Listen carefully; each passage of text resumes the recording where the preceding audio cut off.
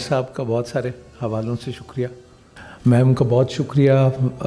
First world war کا بھی ذکر، جنگ عظیم کا بھی ہوا. میرا عقدہ انہوں نے کھولا. میں زائنسٹ ہمیشہ پتہ تھا، لیکن پتہ ہی نہیں تھا اس صہیونی یہ ہوتے ہیں. ہم وہ یہود و نصارہ ذکر کرنا، پھر تو پتہ لگا کہ وہ صہیونی جو سازش ہے وہ زائنسٹ ہے. اور میرا خیال ہے یہ بڑا فوڈ فار تھاٹ ہے ہم سب کے لیے کہ بہت اچھی طرح جانیں کہ یہودی سب وہ کون ہوتے ہیں اور زائنسٹ کیا ہیں اور کس مار پہ ہیں. اور بہت معذرت کے ساتھ مجھے اس کہنے میں کوئی حرج نہیں ہے کہ وہ اللہ رب العزت کے ساتھ جنگ میں ہیں. انہوں نے یہ لگایا ہوا ہے آڈا سیدھا. اور دنیا کا جو سسٹم ہے اس وقت میں بڑے ادب سے آپ کی خدمت میں عرض کروں کہ آپ جتنے اس وقت OTT چینلز دیکھ رہے ہیں اس میں جو کانٹینٹ بنتا ہے کسی بھی حوالے سے، وہ پرو گاڈ نہیں ہو سکتا ایز اے پالیسی، وہ پرو ریلیجن بھی نہیں ہو سکتا ایز اے پالیسی. یعنی آپ کو میں یہ اگر کہوں کہ بھئی آگے یہ ہوگا اگلے جہان میں آخرت میں، تو نعوذ باللہ وہ کہتے ہیں اس کو چھوڑیں، بس یہ زندگی ہے اس کو گزاریں اور ٹھیک ٹھیک کر کے. یہ کیا آپ نے ابھی ڈھکوسلا بنایا اور اس طرح سے، اور وہ آپ نے ایک اپنا جسے ڈوگما کہیں یا کسی بھی حوالے سے، تو وہ زور شور سے ہو رہا ہے کام. عمیر صاحب کراچی میں ہیں، جو ان کا حلقہ ہے وہاں تک وہ میسر ہیں. یونیورسٹی سر بیٹھے میں فارچونیٹ ہے کراچی یونیورسٹی اور سارے احباب. خوشبو کو تو کوئی نہیں روک سکتا، وہ سفر تو نہیں رکتا. لیکن اب جو اہم بات ہے اور جو کہنے کی بات ہے، اور اس کو اب کہہ ہی لینا چاہیے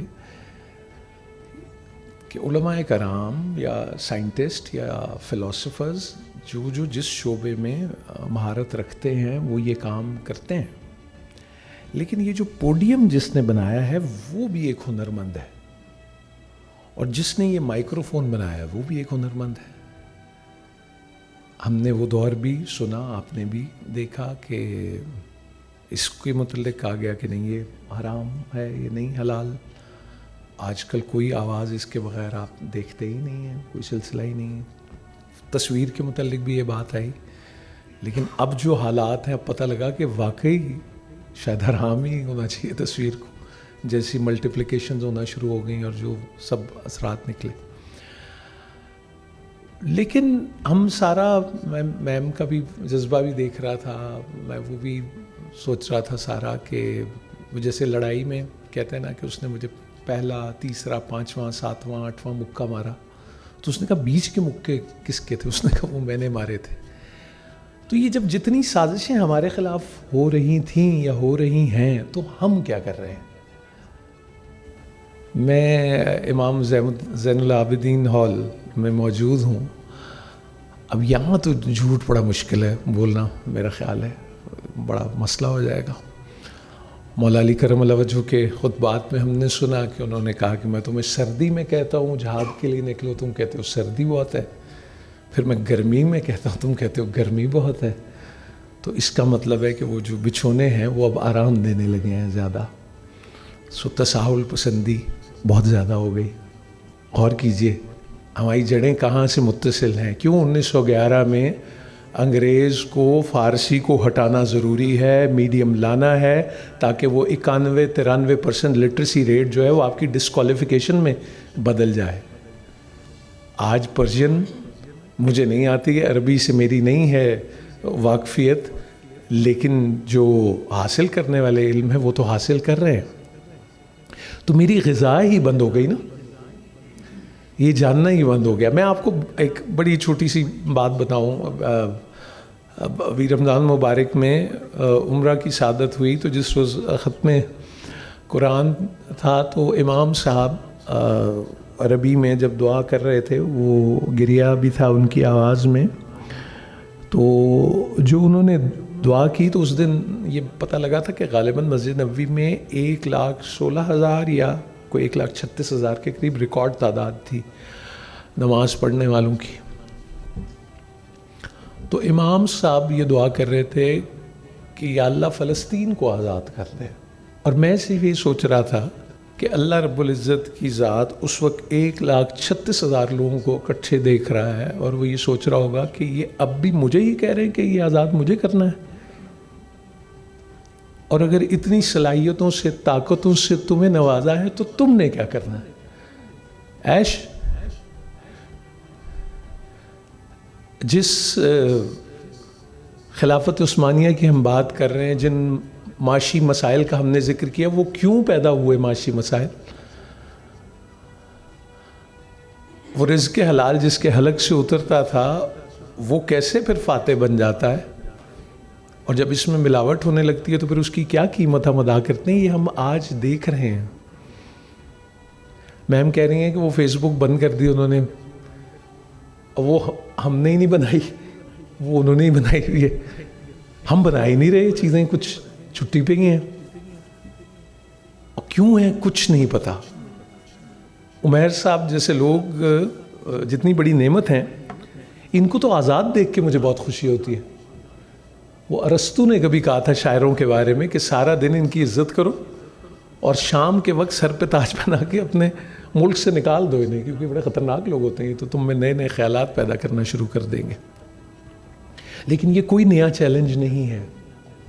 آپ لوگوں میں سے کسی کا اہل فلسطین سے کوئی رابطہ ہو تو ان سے کہیں کہ وہ آپ کے لیے دعا کریں. آپ نے کیا کرنا ہے ان کے لیے؟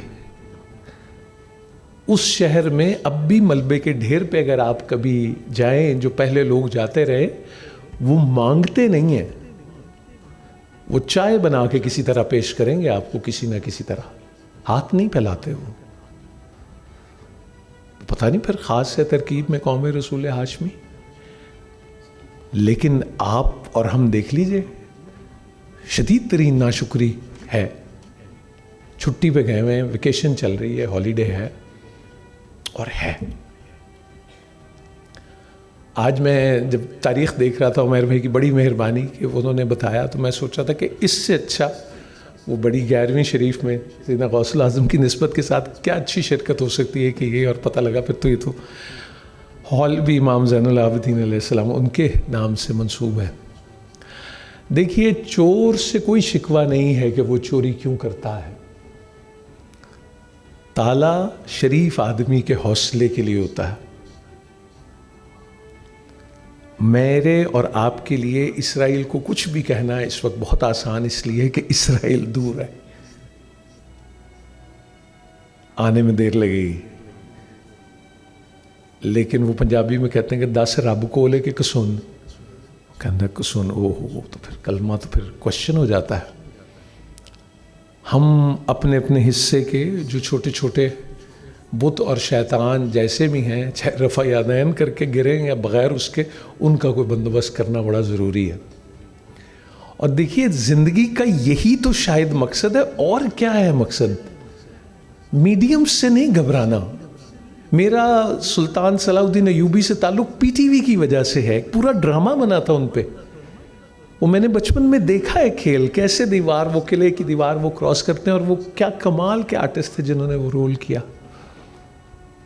نور الدین زنگی کا رول ظہور احمد صاحب نے کیا شاہین میں یا آخری چٹان میں غالباً. اور کیا نور الدین زنگی نے کیا تھا کبھی عمیر بھائی آپ کو بتائیں گے؟ وہ بشارت کہاں سے ہو رہی تھی کہ وہ اور قریب آ گئے. اور وہ کون تھے؟ وہ یہود تھے یا زائنسٹ تھے؟ یہ بھی ایک فوڈ فار تھاٹ ہے آج.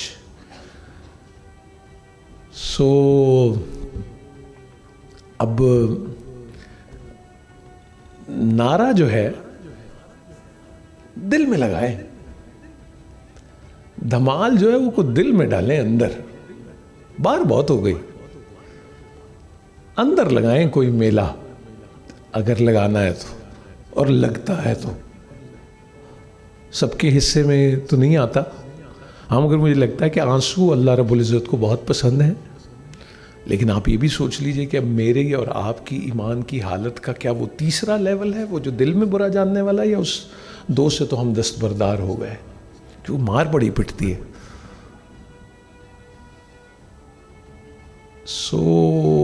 زندگی اسی کی دیوی ہے. 3 چیزوں کا اللہ نے وعدہ کیا ہے، ان تینوں سے ہی ہم گھبراتے ہیں. زندگی بھی اس کے ہاتھ، عزت بھی اس کے ہاتھ اور رزق بھی اس کے ہاتھ. آپ سوچ لیں تینوں ہی کی شدید ترین فکر ہے. تو یہ تو نہیں فکریں ختم ہوں گی. میرا خیال ہے کہ اللہ کرے، میرا بھی دل چاہتا ہے، میں آپ کے لیے بھی دعا کرتا ہوں جتنے اصحاب بیٹھے ہیں. مایوسی گناہ ہے، امید اللہ رب العزت کا نام ہے. ابلیس مایوس ہونے والا ہے، تو اس کو تو وہ نہیں دینی پیٹ. ہاں دل جو شکستہ ہوتا ہے تو وہ جو پہر اگر آپ کو میسر آئے تو ضرور گڑ گڑائیں. لیکن پھر یہ کہوں گا کسی فلسطینی کا نمبر ہو تو اس سے کہیں کہ پاکستان کے لیے بھی دعا کرے. اللہ تعالیٰ آپ سب کو آسانیاں عطا کرے اور آسانیاں تقسیم کرنے کا شرف عطا کرے. جزاکم اللہ بالخیر.